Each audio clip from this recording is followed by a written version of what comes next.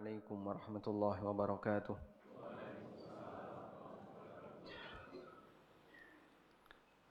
الحمد لله رب العالمين، والصلاة والسلام الأتمان الأكملان على المبعوث رحمة للعالمين، وأشهد أن لا إله إلا الله وحده لا شريك له، وأشهد أن محمدا عبده ورسوله، صلوات ربي وسلام عليه وعلى آله وأصحابه ومن سار على نهجه واستنى بسنته إلى يوم الدين. Alhamdulillah, puji syukur kita haturkan kehadirat Allah Subhanahu wa taala. Pagi ini kembali kita melanjutkan kajian rutin dengan membaca kitab atau membaca buku Prinsip Hidupku. InsyaAllah yang akan kita pelajari adalah ini, belajar untuk tawakal. Hidup ini penuh dengan ujian. Belajar tawakal, hidup ini penuh dengan ujian. Betul bagian itu ya? Nggih. Halaman pinten, Pak? 64. Halaman 64. Baik.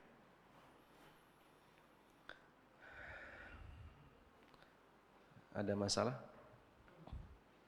Bisa.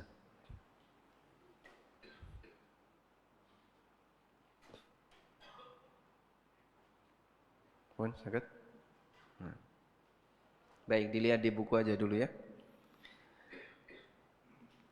Siapapun yang hidup di dunia ini pasti dia punya masalah. Yang enggak punya masalah ada enggak? Ada di antara ini yang enggak punya masalah? Boleh pulang duluan nanti. Karena bagian dari bawaan hidup di dunia, Allah memberikan masalah untuk mereka. Muslim maupun non-muslim semuanya pasti punya masalah. Orang kaya punya masalah, pejabat juga punya masalah. Karena itu bagian dari bawaan hidup di dunia.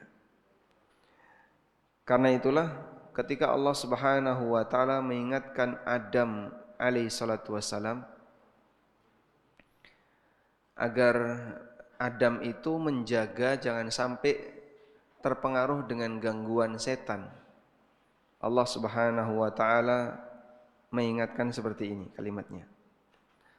Faqulna ya Adamu, kami sampaikan wahai Adam, inna hadza aduwwul laka wa li zaujik. Sesungguhnya iblis itu adalah musuhmu dan musuh istrimu.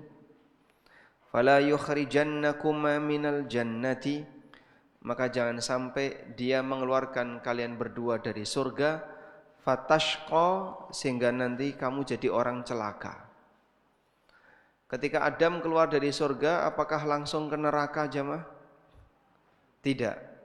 Saat Adam keluar dari surga itu ditaruh di mana Bapak? Ditaruh di bumi. Sehingga perpindahan Adam dari surga menuju bumi itu disebut oleh Allah fatashqa, kau akan celaka. Maka kecelakaan itu diturunkan kepada seluruh makhluk yang tinggal di bumi. Sehingga siapapun yang tinggal di bumi akan mengalami hal ini. Beda dengan di surga, ketika butuh sesuatu tinggal minta. Orang tidak mengalami kecapean, tidak mengalami kelelahan, tidak mengalami sakit, bahkan juga tidak mengalami sakit hati. Mungkin orang tidak mengalami sakit fisik, tapi dia bisa enggak mengalami sakit hati? Sangat mungkin. Ketika di dunia tidak ada yang bisa lepas dari yang namanya sakit.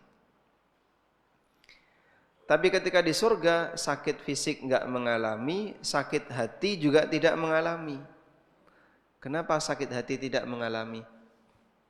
Karena Allah mencabut dari penduduk surga sifat al-hiqdu wal-ghil, sifat kedengkian, sifat kebencian, sehingga mereka sudah tidak lagi pernah mengalami kebencian dengan yang lain. Tidak iri dengan apa yang dimiliki oleh orang lain, tidak terjadi permusuhan dengan orang lain. wa naza'na ma fi sudurihim min ghillin ikhwanan ala sururim mutaqabilin. Kami cabut rasa kebencian dari hati mereka. Masya Allah. Sehingga ketika sakit hati sudah enggak ada, orang merasakan nikmat itu maksimal. Kalau orang punya nikmat tapi masih punya iri sama orang lain, maka nikmat yang dia rasakan tidak maksimal. Wis duwe omah tapi sak pengen omah kaya wae tanggane. Iku lho Pak, renovasi Pak, ayo kita ndang renovasi. Itu Pak punya beli tanah baru Pak, ayo kita beli tanah lagi. Dan seterusnya. Kalau dalam kondisi seperti ini, apa yang sudah dia miliki jadi terasa tidak nikmat. Kenapa? Karena dia masih mengharapkan nikmat yang dimiliki oleh orang lain. Baik. Oleh karena itu, kita perlu belajar untuk tawakal sebab hidup ini penuh dengan ujian. Sudah bisa terbaca di sini? Belum. Jadi belum muncul ya? Belum. Nah. Baik, kita fokus di buku dulu ya. Seseorang disebut muflihun. Lihat di buku. Seseorang disebut muflihun atau sukses ketika hidup di dunia terpenuhi dua kriteria. Ketika dia hidup di dunia terpenuhi dua kriteria. Orang mukmin dikatakan oleh Allah dalam Al-Quran, qad aflahal mu'minun. Sungguh beruntung orang-orang yang beriman. Kapan seseorang disebut aflaha atau disebut sebagai muflihun? Ketika terpenuhi dua kriteria. Yang pertama, dia mendapatkan apa yang dia inginkan. Pengen apa dia dapatkan. Yang kedua, terhindar dari potensi bahaya yang dikhawatirkan. Ketika dua ini terpenuhi, maka status dia adalah seorang muflihun. Terkadang ada orang mendapatkan apa yang dia inginkan, tapi usianya enggak panjang. Misalnya, pengen nyambut gawe, dapat kerjaan, lalu berhasil dapat kerjaan. Tapi setelah itu dia dikeluarkan dalam waktu sekian bulan atau sekian tahun karena dia sudah mengalami atau dia melakukan pelanggaran terus dia dikeluarkan. Atau dia resign atau dia apalagi misalnya mengalami pensiun dan seterusnya. Maka orang seperti ini belum disebut muflih. Demikian pula ada orang yang terhindar dari apa yang dia takutkan, tapi dia tidak mendapatkan apa yang diinginkan. Dia tidak mengalami kecelakaan, dia tidak sakit, awak waras, tapi arto telas. Sehingga yang kayak gini belum disebut muflih. Muflih itu ketika dua kriteria ini terpenuhi. Mendapatkan apa yang diinginkan dan terhindar dari potensi bahaya yang dikhawatirkan.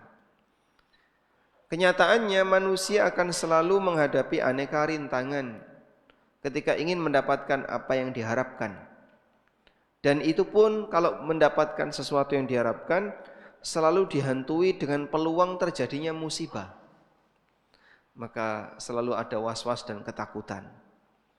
Misalnya, suwe randuwe anak.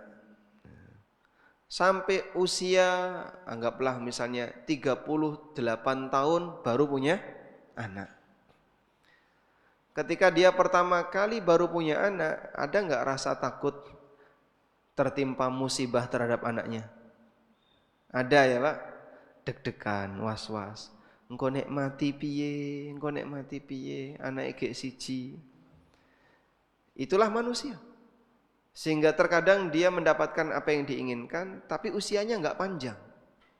Atau dihantui dengan rasa takut. Dan itulah bawaan dari hidup. Sehingga dalam hidup manusia selalu diiringi dengan masalah. Bisa bentuknya tidak mendapatkan apa yang dia inginkan, Atau kalaupun sudah mendapatkan, selalu dihantui dengan rasa takut, jangan-jangan apa yang sudah didapatkan ini hilang dan dia tidak mendapatkannya. Baik. Di saat yang sama, manusia memiliki aneka keterbatasan, sehingga banyak masalah tidak bisa dia selesaikan. Jika ini terus dipikirkan, maka akan terjadi penumpukan beban di batin. Ketika beban itu semakin berat, mereka akan mengalami stres, bahkan sampai gangguan jiwa. Leres ngeten nih Pak Dokter. Nah, ini saya bicara masalah kayak gini kan ada Pak Dokter nanti. Baik. Makanya di antara anugerah yang Allah berikan kepada kita adalah kita punya sifat lupa. Lali itu anugerah atau bukan, Pak? Anugerah ya? Anugerah. Coba nek randuwe lali, Pak. Mungkin masalah sejak dulu bertahun-tahun yang lalu numpuk ambruk. Tapi karena kita punya sifat lupa, masalah kemarin terlupakan. Dari sinilah Islam mengajarkan sikap tawakal agar manusia menyerahkan beban hidupnya kepada Zat yang Maha Kuasa dalam mengatur segalanya, sehingga tidak menjadi tekanan batin dan beban batin baginya. Makanya kata orang Jawa, tawakal itu napa, Pak? Semeleh. Semeleh artinya napa? Diselehni. Pun Thomas diselehni. Diselehni itu gimana? Biar kamu tidak kebebanan, beban kamu letakkan, sudah. Kamu biarkan. Beban kamu lepaskan. Karena kalau beban itu terus kamu angkat, lama-lama ketambahan beban yang baru, terus seperti itu orang kuat, ambruk.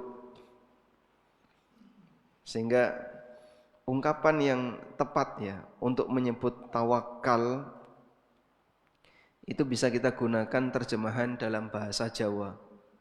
Semeleh. Ini bahasa Jawa ya. Yang bukan orang Jawa susah nerjemahkan ini. Artinya apa? Menyerahkan, bukan membiarkan ya, meletakkan beban hidup yang tidak mampu untuk ditanggung. Sebab manusia itu ada dua unsur. Ada unsur fisik dan ada unsur jiwa. Kalau kemudian beban fisik ini tidak sanggup untuk dia tanggung, kok tetap ditanggung, tetap dipertahankan, maka nanti terpengaruh pada yang sini. Maka sudahlah, letakkan saja masalah itu, karena kamu tidak akan bisa menyelesaikan seluruh masalah kamu. Sehingga hakikatnya tawakal itu anugerah. Maka dengan adanya tawakal, orang bisa lebih tenang menjalani hidupnya. Sebab tidak semua masalah mampu kita selesaikan sendiri. Terkadang kita biarkan selesai dengan sendirinya. Oleh karena itu, adanya tawakal adalah anugerah, berdamai dengan diri kita sendiri, agar diri kita tidak terbebani dengan aneka masalah yang justru itu akan membuat kita jadi tidak sanggup untuk menanggungnya. Baik. Sehingga jika kita renungkan di sini satu kesimpulan yang ingin kita sampaikan. Tawakal adalah anugerah besar bagi hamba. Sebab ada banyak masalah yang tidak bisa diselesaikan oleh manusia. Nek tetap dipaksa, pedot. Kalau tetap dipaksakan, akan putus. Oleh karena itu, jangan dipaksakan. Serahkan kepada Sang Kuasa, sebab kau punya Zat yang mengatur segala sesuatu. Nah, kira-kira Pak, orang yang punya tawakal itu yang kayak gimana, Pak? Manusia yang punya tawakal itu manusia yang kayak gimana? Yang punya iman. Kalau dia tidak punya iman kepada Sang Kuasa, kira-kira bisa tawakal nggak, Pak? Orang ateis bisa tawakal nggak? Nggak bisa. Mau tawakal kepada siapa? Anda mau menyerahkan urusan Anda kepada siapa? Nggak tahu. Karena dia tidak punya Tuhan. Tapi selagi orang itu punya Tuhan, dia bisa menyerahkan beban masalahnya kepada sosok yang dia pertuhankan. Baik Muslim maupun penganut agama yang lain. Maka penganut agama paganisme yang menyembah selain Allah, saat dia punya masalah, dia akan serahkan masalahnya kepada berhala. Nah, yang jenenge berhala dipasarai masalah ya tetap berhala. Arab menjawab opo. Saat dia punya masalah, dia serahkan masalahnya kepada sosok yang dia sembah. Saat dia punya masalah, dia serahkan masalahnya kepada zat yang dia yakini sebagai Tuhannya. Itulah orang-orang yang beragama.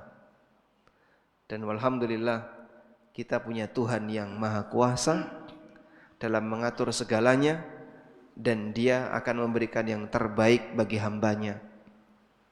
Apa janji Allah bagi orang yang bertawakal?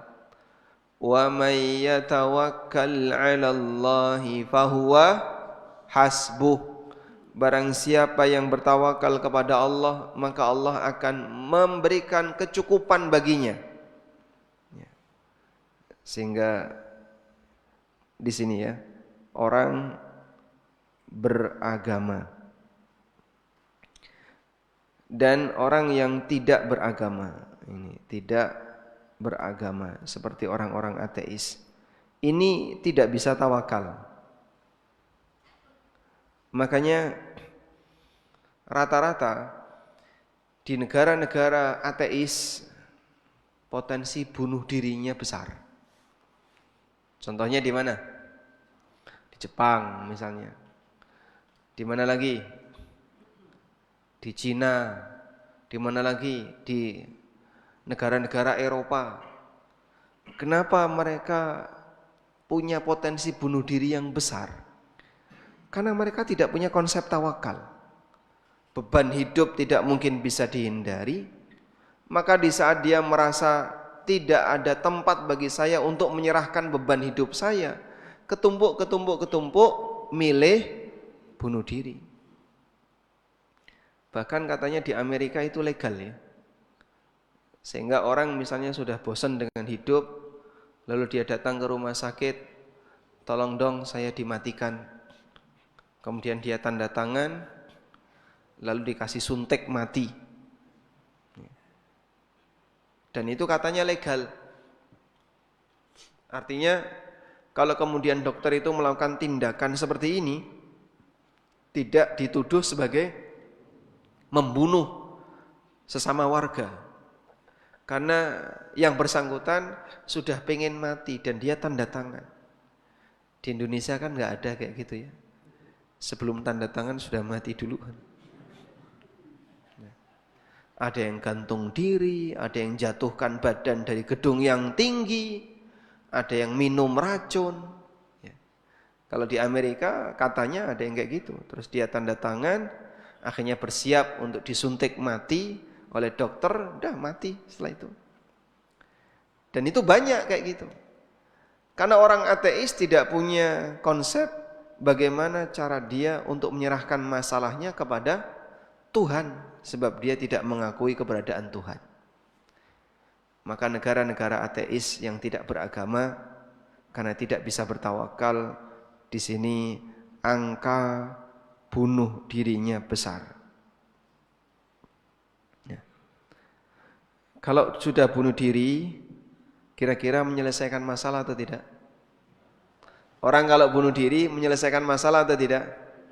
Tidak. Pasca bunuh diri apa Pak? Azab abadi. Waliyadzubillah, jangan sampai terjadi.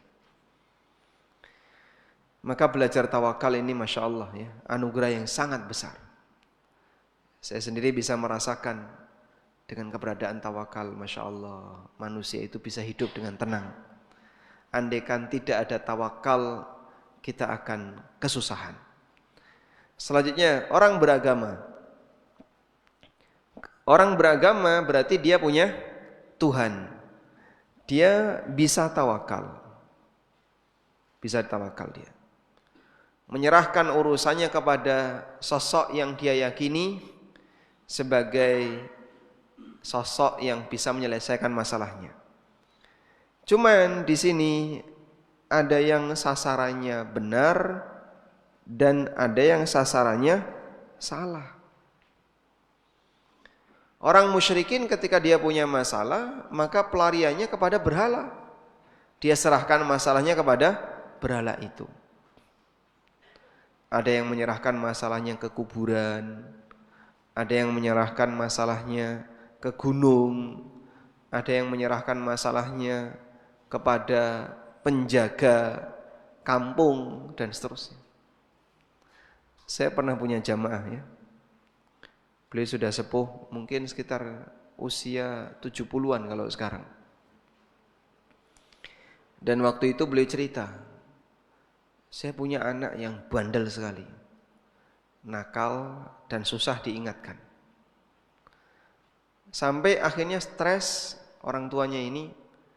Terus beliau cari di mana saya bisa menyerahkan urusan anak saya.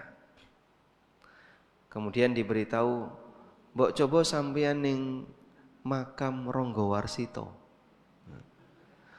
Terus dia datang ke makam Ronggowarsito di Klaten ya. Dia datang ke Klaten dan dia semedi di makam Ronggowarsito. Itu muslim loh Pak, beliau sholat. Tapi semedi di makam Ronggowarsito selama 3 malam untuk mencari wangsit, kira-kira ada saran apa di makam itu. Wah ini salah tempat kalau kayak gini. Andaikan ke Masjid Al-Furqon banyak yang bisa ngasih saran ya. Lang kuburan ditunggoni saran nih.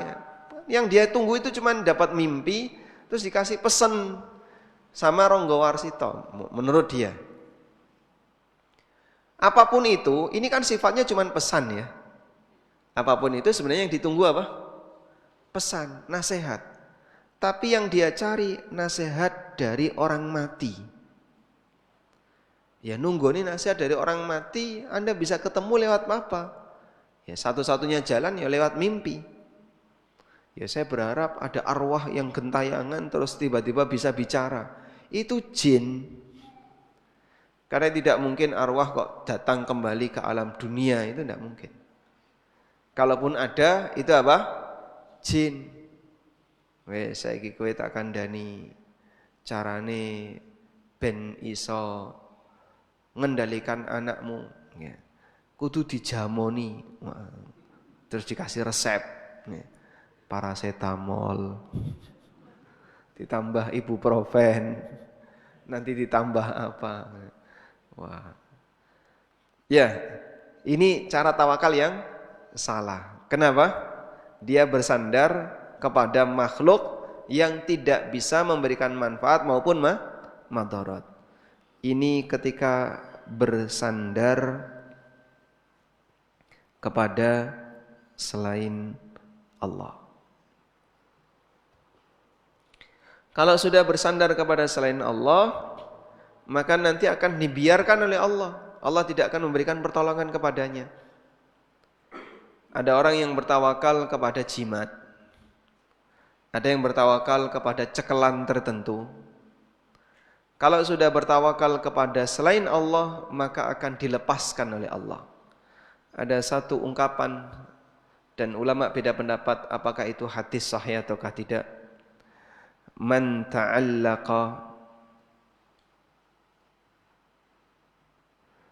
ta'allaqa bi syai'in wukila ilai. Siapa yang bersandar kepada sesuatu, wukila ilai, maka dia akan diserahkan kepadanya. Sehingga kalau dia terlalu bersandar kepada jimat, maka dia akan diserahkan kepada jimat. Wes kono njaluk pertolongan sama jimat. Padahal jimat bisa enggak ngasih pertolongan? Nggak bisa. Siapa yang bersandar ke kuburan, maka dia dibuat semakin bergantung kepada kuburan.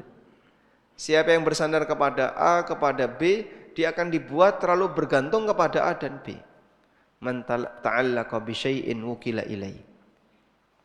Siapa yang bergantung kepada sesuatu, maka dia akan dipasrahkan kepadanya. Baik. Oleh karena itu, pilihan yang benar ketika kita bertawakal hanya satu, yaitu bergantung kepada Allah. Sekarang coba kita lihat contoh tawakal. Kita akan lihat contoh tawakal. Tawakal ini sesuatu yang perlu untuk berlatih dan gak semua orang sanggup untuk melakukannya. Barangkali Bapak Ibu sudah sering mendengar seorang wanita yang gagah perkasa, walaupun beliau hanya seorang ibu yang merawat seorang bayi calon nabi. Siapa beliau? Hajar radhiyallahu anha. Sering sekali dijadikan sebagai kisah untuk menggugah semangat. Beliau diletakkan oleh suaminya di sebuah lembah tanpa kehidupan, yang dikatakan oleh Allah dalam doanya Ibrahim, dikutip dalam Al-Quran. Rabbi inni askantu min dzurriyyati biwadin ghairi dzi zar'in. Rabbana inni askantu min dzurriyyati biwadin ghairi dzi zar'in. Wahai Rabb kami, aku letakkan keturunanku biwadin ghairi dzi zar'in, di sebuah lembah tanpa tanaman. Lembah tanpa tanaman, enggak kebayang, Pak. Berarti tidak ada sumber kehidupan. Lembah tanpa kehidupan. Inda baitikal muharram, di dekat rumahmu yang suci, yaitu di Ka'bah. Dalam posisi ketika Hajar bersama bayi Ismail. Hajar bersama bayi Ismail ditinggal oleh Ibrahim. Maka saat Ibrahim itu pergi, dikejar sama Hajar. Kamu mau tinggalkan kami di tempat seperti ini? Ibrahim jawab enggak. Tidak, diam saja. Sampai pertanyaan yang ketiga. Allahu amaraka bihadza. Apakah Allah yang memerintahkan kamu melakukan seperti ini?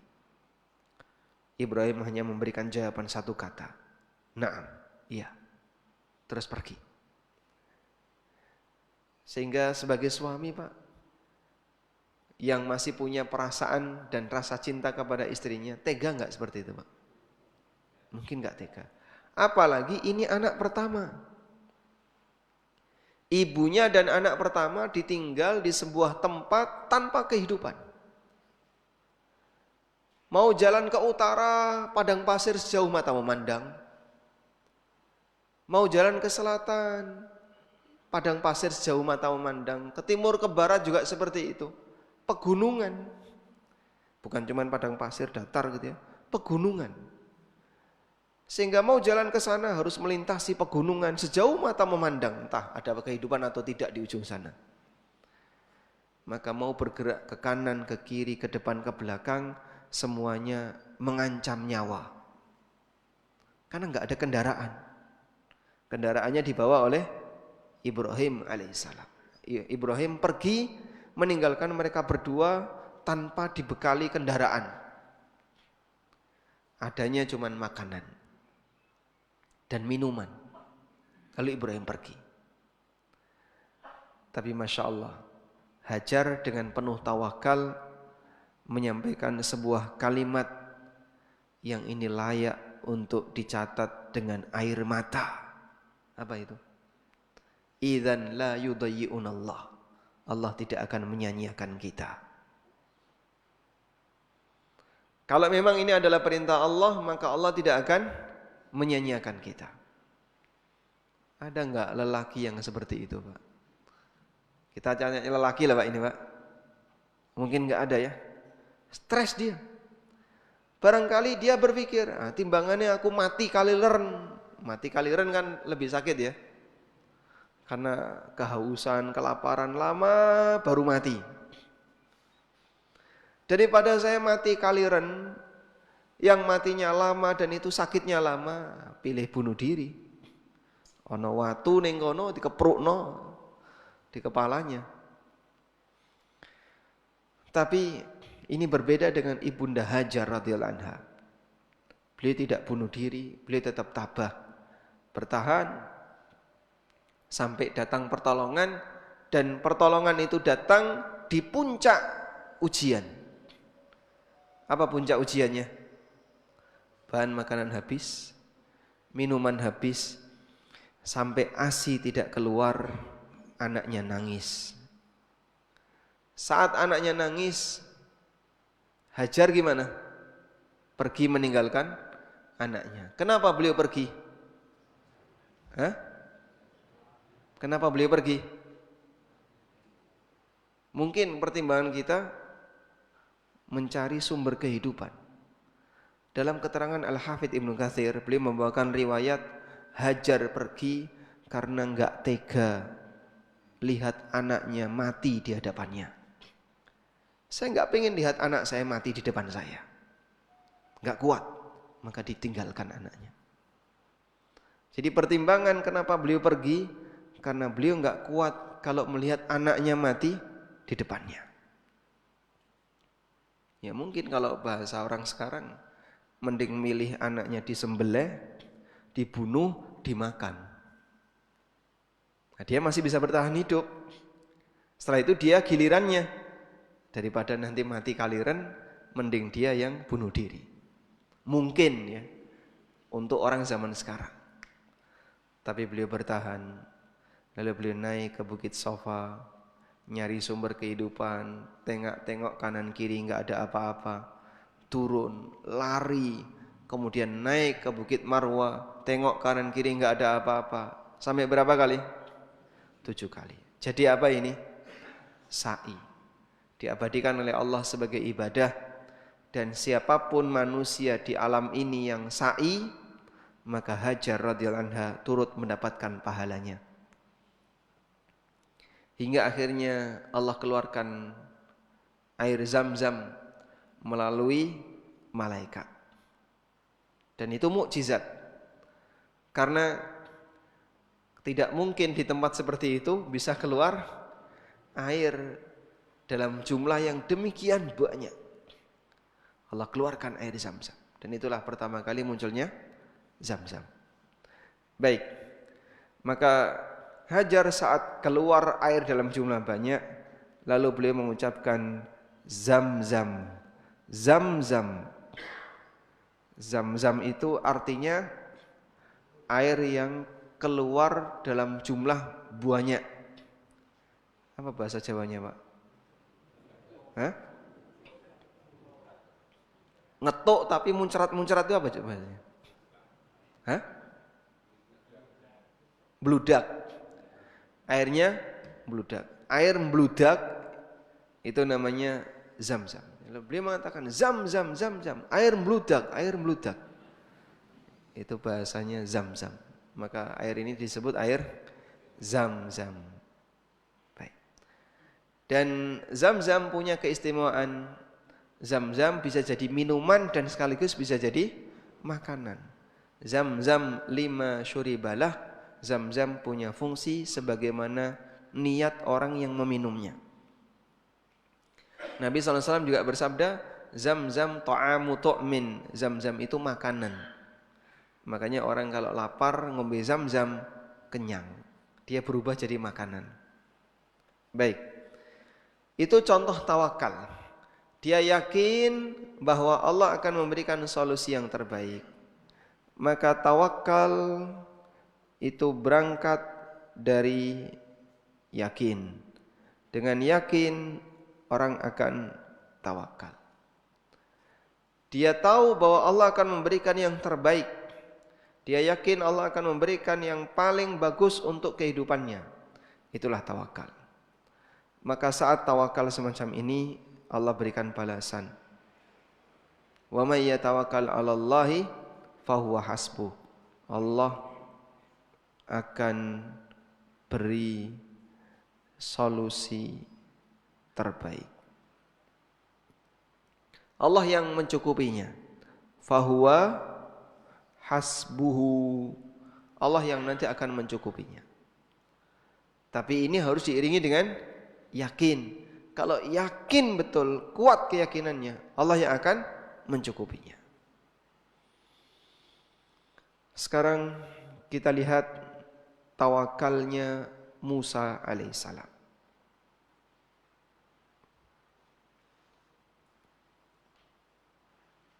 Falamma tara al-jam'an. Nah, kita lihat di sini ya. Ini cerita ketika Musa bersama Bani Israel dikejar oleh Fir'aun. Ceritanya dimulai dari sini.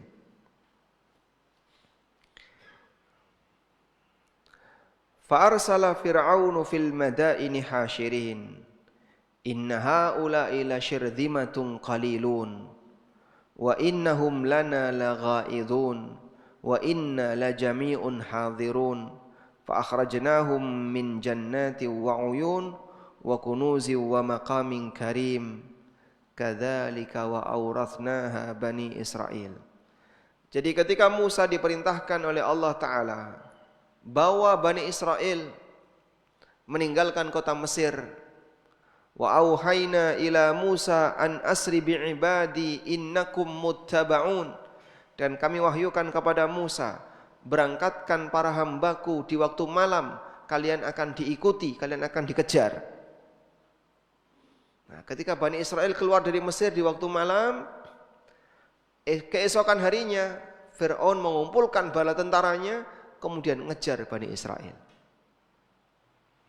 Dan mereka dengan bangganya mengatakan, inna haula'i lasyirzimatun qalilun. Mereka itu jumlahnya cuma sedikit. Kita ganyang semuanya. Sampai kemudian terjadi ini. Bani Israel berangkat. Lalu hingga mereka tertahan di Laut Merah. Ujung perjalanan mereka adalah lautan. Ke depan isinya lautan. Pasukan Fir'aun datang. Falamma tara al-jam'an. Akhirnya dua pasukan ini saling melihat. Bani Israel melihat ke arah pasukan Fir'aun. Pasukan Fir'aun melihat ke arah Bani Israel. Ini dua-duanya masih jauh, Pak ya. Tapi sudah saling melihat. Qala ashabu Musa.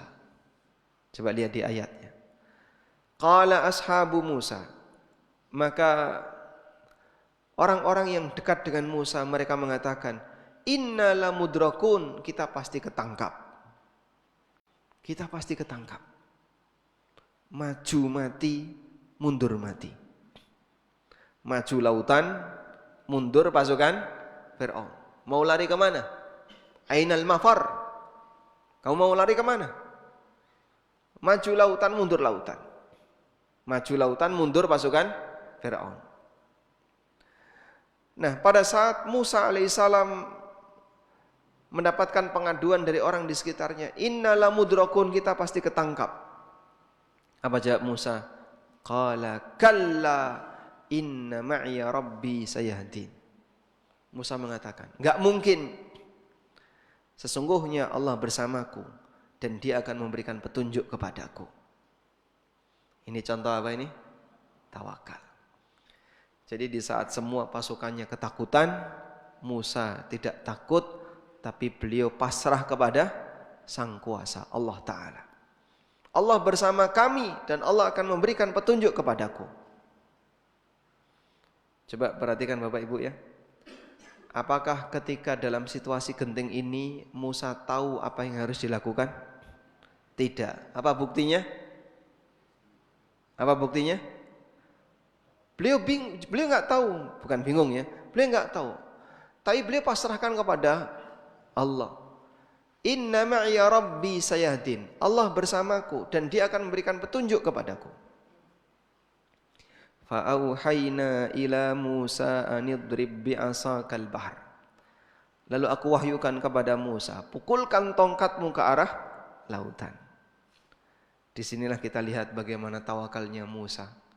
Musa ketika mendapatkan pengaduan seperti itu dari kaumnya, ini kita akan ketangkap. Tenang, ada tongkat. Apakah beliau bilang seperti itu? Tidak. Tapi tawakal beliau kepada siapa? Kepada Allah. Beliau tidak mengatakan, tenang, ada tongkat. Nanti tongkat ini akan berubah jadi ular, sebagaimana sebelumnya pernah berubah jadi ular. Ternyata tidak demikian. Lalu Allah wahyukan kepada Musa, anidrib bi'asakal bahr, pukulkan tongkatmu ke arah lautan. Fanfalaqa, kemudian lautan itu terbelah. Fakana kullu firqin kattaudil azim. Setiap belahan itu seperti gunung yang tinggi. Jadi airnya itu tidak pergi ke tempat yang lain, tapi airnya dibuat oleh Allah meninggi ke atas. Airnya dibuat meninggi ke atas. Kanan kirinya jalan. Di jalan ini sebelah kanan kirinya air. Coba Pak, apa Ramadhani kayak gitu Pak? Kita kalau melihat kayak gitu gimana Pak? Mungkin pingsan. Mungkin pingsan. Tapi Masya Allah, ketika itu Bani Israel melintas di jalan yang kanan kirinya air, mereka nyeberangi lautan. Sampai akhirnya selamat. Wa azlafna thammal akharin, dan kami tenggelamkan di sana al-akharin yang lain, yaitu pasukan Firaun yang nyusul. Dan lihat di sini ya, para ulama bilang kayak gini, inilah bodohnya Firaun. Andaikan ketika dia melihat Bani Israel telah berhasil melintasi lautan, Firaun itu balik ke Mesir, dia masih bisa jadi raja. Dia masih bisa menikmati kerajaannya, bisa menikmati hartanya, bisa menikmati apa yang mereka punya. Tapi karena gandeng Firaun itu bodoh, diikuti itu Musa. Ya tenggelam, mati. Maka semua lelaki yang bersama Firaun mati. Sampai ini sejalan hikmahnya ya. Ini sejalan dengan dulu Firaun berbuat jahat kepada Bani Israel. Yudzabbihuna abna'ahum wa yastahyuna nisa'ahum. Menyembelih anak laki-laki dan membiarkan hidup anak perempuan. Maka dibalas oleh Allah, sing lanang dipateni kabeh. Sehingga kerajaan Firaun itu utuh, kebun-kebun di Mesir itu utuh, perempuan-perempuan di Mesir utuh, yang mati laki-lakinya. Al-jaza'u min jinsil amal. Makanya di ayat sebelumnya Allah mengatakan seperti ini. Allah mengatakan, fa akhrajnahum min jannatin wa uyun. Kami keluarkan mereka dari kebun dan mata air. Wa kunuzin wa maqamin karim. Dan perbendaraan harta, simpanan mereka, serta kedudukan yang tinggi, yaitu jadi raja. Sehingga ketika Allah membinasakan Firaun, Allah tidak menenggelamkan kerajaannya, tapi Allah keluarkan orangnya dari kerajaannya. Kerajaannya utuh, orangnya yang dikeluarkan dari kerajaannya. Bukan melalui perang. Kalau melalui perang kan mungkin masih ada yang rusak. Ini utuh tanpa ada yang rusak. Kerajaannya utuh, kebunnya utuh, harta simpanannya utuh, tidak ada yang rusak. Baru setelah itu orangnya dikeluarkan oleh Allah Ta'ala. Sehingga kerajaannya utuh, tapi penghuninya yang hilang. Nah, ada sebuah riwayat yang menyebutkan bahwa pasca tenggelamnya Firaun, Nabi Musa memerintahkan Yusha bin Nun, muridnya, untuk datang ke Mesir dalam rangka menguasai kerajaan Firaun. Lalu dari situ mereka mengambil emas-emas, perhiasan yang dimiliki oleh Firaun, dan itulah ceritanya kenapa Bani Israel punya banyak emas. sehingga sampai dijadikan patung pedet. Ya. Bahannya apa itu? Emas. Kok sugih emas dari mana Pak? Samiri itu Pak, bisa bikin patung pedet dari emas. Karena ngumpulin emas-emasnya dari Bani Israel tadi. Kemudian dibuatlah patung pedet berbahan emas. Wallahu a'lam. Baik, demikian yang bisa kita sampaikan. Semoga bermanfaat. Insyaallah di pertemuan berikutnya kita masih melanjutkan pembahasan tentang masalah tawakal. Wassallallahu ala nabiyyina Muhammadin wa ala alihi wa sahbihi wasallam. Silahkan. Sebentar, disiapkan dulu mikrofonnya ya.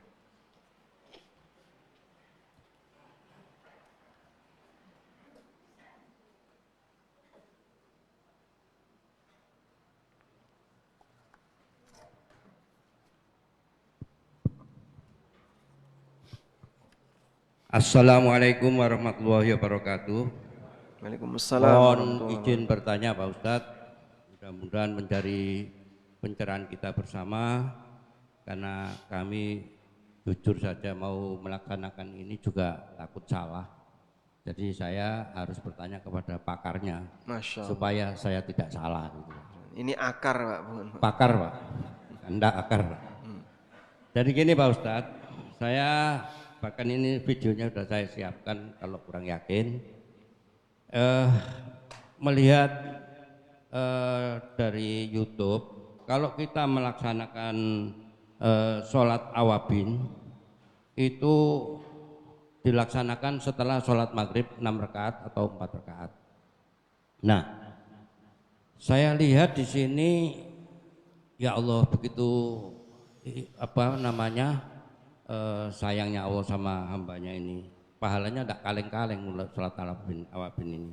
Seperti kita melaksanakan puasa 12 tahun dan ibadah 12 tahun, yaitu sujud 12 tahun. Betulkah yang pendapat seperti ini? Kalau betul ya mudah-mudahan berarti pencerahan kami, dan mudah-mudahan Jamaah Al-Furqan bisa melaksanakan semua biar sama-sama kita masuk surga. Yang kedua, kita sering mendengar Pak Ustaz, kalau kita pengajian setelah kita baca Quran, Shadaqallahul Azim, itu salah besar itu. Yang betul adalah setelah kita membaca Quran bukan Shadaqallahul Azim, tetapi Subhanakallahumma wa bihamdika la ilaha illa anta astaghfiruka wa atubu ilaik. Itu yang kedua. Yang ketiga, ini lagi viral sekarang Pak Ustaz, saya ini jangan salah-salah gitu Pak Ustaz. Ada semacam, bukan semir Pak Ustaz ya, jadi ini sampo. Jadi rambut itu kalau sudah diberi sampo itu, tetapi langsung berubah warna, yang putih-putih uban ini bisa jadi hitam itu. Nah, bagaimana hukumnya ini Pak Ustaz? Kalau benar kan ya bisa nyepuh ini supaya yang putih-putih ini bisa hitam lagi. Mohon pencerahannya Pak Ustadz untuk bekal kami. Terima kasih. Wassalamualaikum warahmatullahi wabarakatuh. Waalaikumsalam warahmatullahi wabarakatuh. Baik. Kita coba bahas dulu tentang salatul awwabin. Awwabin dari kata awwab. Awwab itu artinya orang yang rajin bertaubat. Awwab. Innahu awwab. Di antara sifatnya Sulaiman adalah Sulaiman itu orang yang rajin bertaubat. Sehingga disebut salatul awwabin, artinya salat yang dilakukan oleh orang yang rajin taubat. Nah, salat awwabin itu yang kayak gimana? Coba kita lihat hadis ini. Dalam hadis dari Abu Hurairah radhiyallahu anhu, Nabi sallallahu alaihi wasallam bersabda, "Man shalla ba'dal maghribi 6 raka'atin," siapa yang salat 6 rakaat setelah maghrib, lam yatakallam fihima, dan ketika melaksanakan salat itu dia tidak ngomong, tidak ngobrol. Jadi 2 rakaat salam, naik lagi 2 rakaat, naik lagi sampai berapa kali? 3 kali. Totalnya 6 rakaat. Nah, di antara pengerjaan ini dia enggak ngobrol, dia enggak bicara. Lam yatakallam fihi ma bainahunna bisu'in, dia tidak ngomong yang buruk apapun ketika melaksanakan 6 rakaat tadi. Udilna lahu bi'ibadati tintai asyrata sanatan, maka dibalas untuknya dengan nilai ibadah selama 12 tahun. Akan diberikan balasan untuknya dengan ibadah senilai 12 tahun. Baik. Riwayat Tirmidzi dalam jami'nya, Ibnu Majah dalam sunannya, kemudian Al-Maruzi dalam Qiyamul Lail, dan Abu Ya'la dalam musnadnya, Ibnu Khuzaimah dalam sahihnya, At-Tabrani dalam Mu'jamul Awsat, dan Ibnu Syahin dalam At-Targhib fi Fadail A'mal, dan yang lainnya. Dan semua jalurnya berasal dari seorang perawi yang bernama Zaid Ibnul Habbab. Dan Zaid Ibnul Habbab ini dinilai dhaif, sehingga di sini statusnya dhaif jiddan, lemah sekali. Bahkan Ibnu Adi menilai mungkarul hadis. Intinya status hadis ini dhaif. Ittafaqa a'immatul hadis, para ulama ahli hadis sepakat ala tad'ifi hadzal hadis. Mereka sepakat bahwa hadis ini dhaif. Sepakat menilai dhaif. Fa uradahu aktsara min tarjamati li Umar bin Abdullah bin Abi Khath'am. Mereka menyebutkan status perawi yang bernama Umar bin Abdullah bin Abi Khath'am. Hadis-hadisnya mungkar, dinilai dhaif oleh At-Tirmidzi dan yang lainnya. Baik. Karena statusnya dhaif jiddan, lemah sekali, maka tidak bisa jadi dalil. Kalau dhaifnya itu masih ringan, bisa jadi dalil. Tapi kalau sudah lemah sekali, tidak bisa jadi dalil. Oleh karena itu, yang lebih tepat bahwa salat 6 rakaat pasca maghrib tidak kita sebut salatul awwabin, apalagi punya nilai pahala tadi Pak, seperti ibadah selama 12 tahun. Selanjutnya kita akan lihat beberapa riwayat yang lain. Hadis Hudzaifah Ibnul Yaman radhiyallahu anhu. Di situ ada keterangan, fa ataitun nabiyya sallallahu alaihi wasallam fa shallaitu ma'ahul maghriba. Aku pernah mendatangi Nabi sallallahu alaihi wasallam dan aku salat maghrib bersama beliau. Fa shallan nabiyyu sallallahu alaihi wasallam ilal isya. Dan Nabi sallallahu alaihi wasallam tetap salat sunnah sampai isya. Jadi habis maghrib Rasulullah SAW enggak pulang, tapi salat sampai isya. Ya, praktek ini boleh, tapi tidak diyakini memiliki keutamaan seperti tadi ya, dapat pahala seperti pahala ibadah selama 12 tahun. Karena yang menyebutkan itu hadisnya sangat lemah sekali. Nah, berikutnya salat awwabin yang benar itu yang kayak gimana? Salat awwabin yang benar itu disebutkan dalam hadis sahih, di mana Nabi SAW bersabda, salatul awwabina hina tarmidul fisal. Salatul awwabin hina tarmidul fisal. Nah, kalau ini hadisnya lebih sahih. Coba lihat di sini.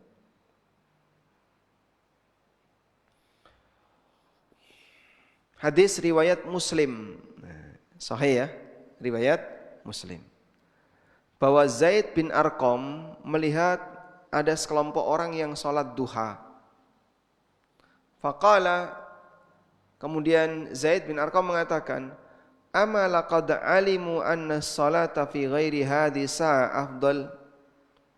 Mereka tahu enggak ada waktu yang lebih afdal untuk dipakai salat duha selain waktu ini, karena waktu itu masih pagi.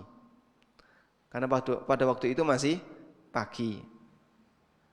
Zaid bin Arqam melihat ada orang salat duha di waktu masih pagi. Lalu Zaid bilang, andaikan mereka tahu ada waktu yang lebih afdal daripada sekarang. Inna Rasulullah sallallahu alaihi wasallam qaal, bahwa Rasulullah sallallahu alaihi wasallam bersabda. Coba lihat ini ya. Inilah salat awabin yang sejatinya. Salatul awabin hina tarmadul fisal. Salatul awabin, salat awabin adalah salat yang dikerjakan ketika pedet mulai kepanasan. Kapan itu? Sekitar jam 11. Berarti salat awabin itu bukan antara maghrib dan isya, tapi salat duha di akhir waktu. Salat duha di akhir waktu. Itulah salat awabin yang sebenarnya. Sementara hadis tadi 6 rakaat tadi tidak menyebutkan kata awabin sama sekali. Nah, kita nggak tahu nama di sini dipakai di sana. Padahal dalam hadis tadi kan tidak menyebutkan kata awabin.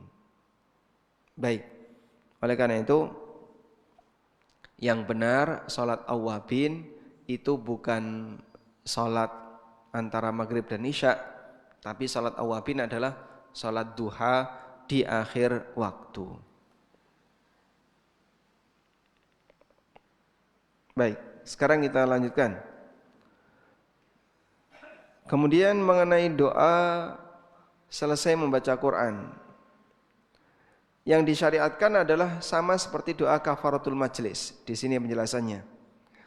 Fa inna qaulahu subhanakallahumma wa bihamdika wa tabarak asyhadu an la ilaha illa anta astaghfiruka wa atubu ilaik masyru'un ba'da qiraatil Quran. Disyariatkan setelah membaca Al-Quran fi ghairi salati, untuk baca Quran di selain salat.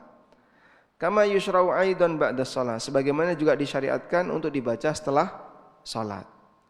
Wa hadza dzikru yusamma, dzikir semacam ini disebut dengan dzikir kafaratul majlis. Maka selesai baca Quran kita baca kafaratul majlis. Subhanakallahumma wa bihamdika asyhadu an la ilaha illa anta astaghfiruka wa atubu ilaik. Terus salam. Selesai kajiannya berarti ya. Baik. Jadi yang lebih tepat bacaan ini. Kalau shadaqallahul adzim boleh enggak, Pak? Ya, boleh saja, tapi jangan diyakini itu ajaran Nabi sallallahu alaihi wasallam. Allah Maha benar. Ya memang Allah Maha benar. Dan seluruh firman Allah itu benar. Maka kita mengucapkan itu tidak dilarang. Wallahu a'lam. Satu lagi tadi apa? Oh, sampo. Ya. Sampo tapi bisa menyebabkan rambut jadi hitam. Nah, mungkin perlu ditanyakan, ini betul sampo atau semir? Atau sampo mengandung semir? Kalau itu betul-betul sampo, ini sampo apa? Tapi nanti bisa mengubah rambut jadi hitam. Wallahu a'lam. Jadi alasan kenapa uban itu tidak boleh disemir hitam, alasannya adalah biar tidak ngetok nom. Maksudnya biar nek wis tuwa ya sadar dadi wong tuwa. Rasa ditutup-tutupi. Wah, kok petak kabeh nggih Pak, wis ora apa-apa, aku pancen wis tuwa gitu. Sehingga bahan apapun yang menyebabkan uban itu jadi hitam tidak boleh. Baik semir, suntik maupun yang lain.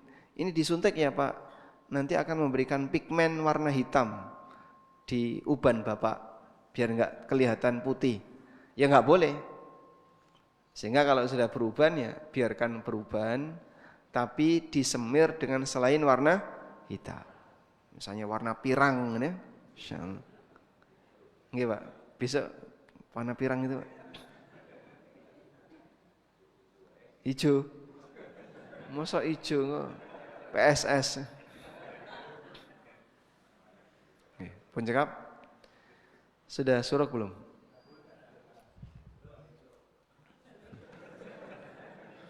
Assalamualaikum. Waalaikumsalam. Jika kita sholat subuh di masjid A, kemudian ikut kajian ba'da subuh di masjid B, Apakah dibolehkan sholat syuruk? Boleh, tapi Anda tidak dapat keutamaannya karena pindah masjid. Yang ingin dapat keutamaannya adalah menetap di masjid tempat pelaksanaan sholat subuh sampai syuruk.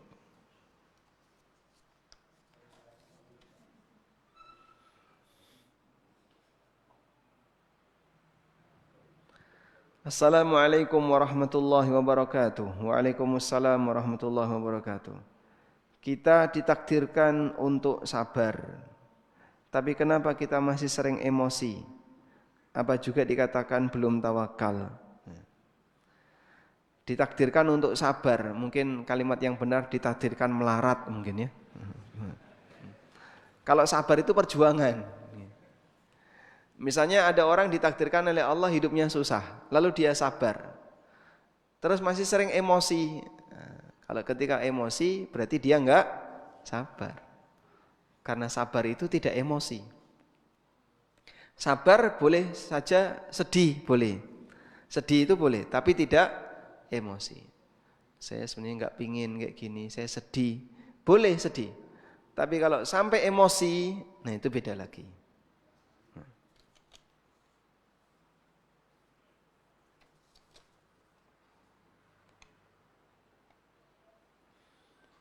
Di bulan Ramadan lebih utama membaca Al-Quran atau mendatangi majelis ilmu.